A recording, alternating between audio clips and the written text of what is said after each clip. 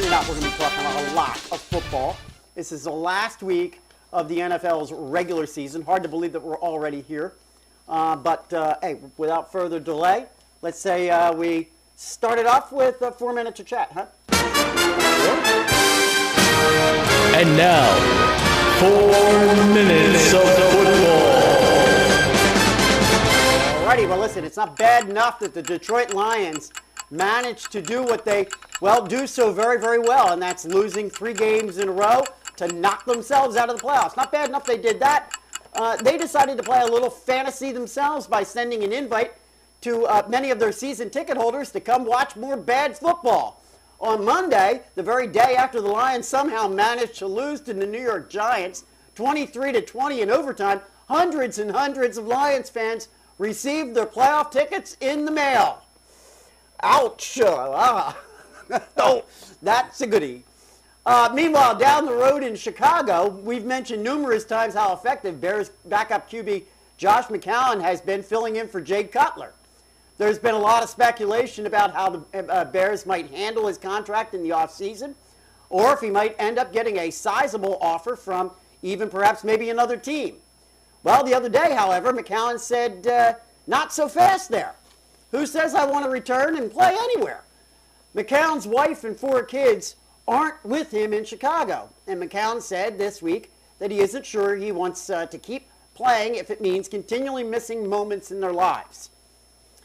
McCown, who has already been 10 years in the NFL and has appeared on the rosters of 5 different teams, said there's not enough money in the world to justify and make it feel okay to miss stuff like that.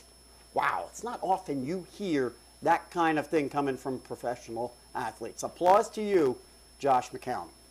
No, I think that's great. I mean, he debuted in the league in 2002. Yep. The guy's 34 already, so, Absolutely. he's settling down. So, and then I posted a story last week with Von Miller and his ACL tear about how our ACL injuries on the rise this year. Right. We've seen Sam Bradford go down, Gronk go down. It's been an awful large number. It seems like there's been a lot of, perception-wise, there's been a lot of ACLs and that. So, and we're going to touch on that in a little bit, when we get through this. But, I mean, is that what your perception is? That you Absolutely. Absolutely. It certainly appears that way. I mean, right from preseason on. And yet, as you point out, we actually decided to kind of late decision here. Yep. We're going to bring this story back. Yeah, we're going to bring this story back in here in a couple of moments because there is a little bit bigger story that I think you discovered. All right. 67-year-old Giants head coach Tom Coughlin indicated the other day that he has something to prove in 2014. In light of the fact the Giants are currently 6-9 and will not make the playoffs, I'm assuming the quote-unquote something to prove Coughlin is referring to is winning. Giants general manager Jerry Reese may not exactly see it that way. He also had a statement about the Giants' futility that went something like this. All I know is that we've been in the playoffs 1 time in the last 4 years, and that's really not acceptable for us. That's not our standard. That's not what we shoot for. We want to put everybody on notice. Myself, everybody is on notice. That's not our standard.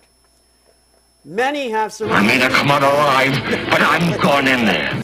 Many have surmised that Coughlin will be released come this year's version of Black Monday, along with others like Lions Jim Schwartz, Buccaneers Greg Schiano, Vikings Leslie Frazier, Titans Mike Munchak, Jets Rex Ryan, Raiders Dennis Allen, Redskins Mike Shanahan, and possibly Cowboys Jason Garrett.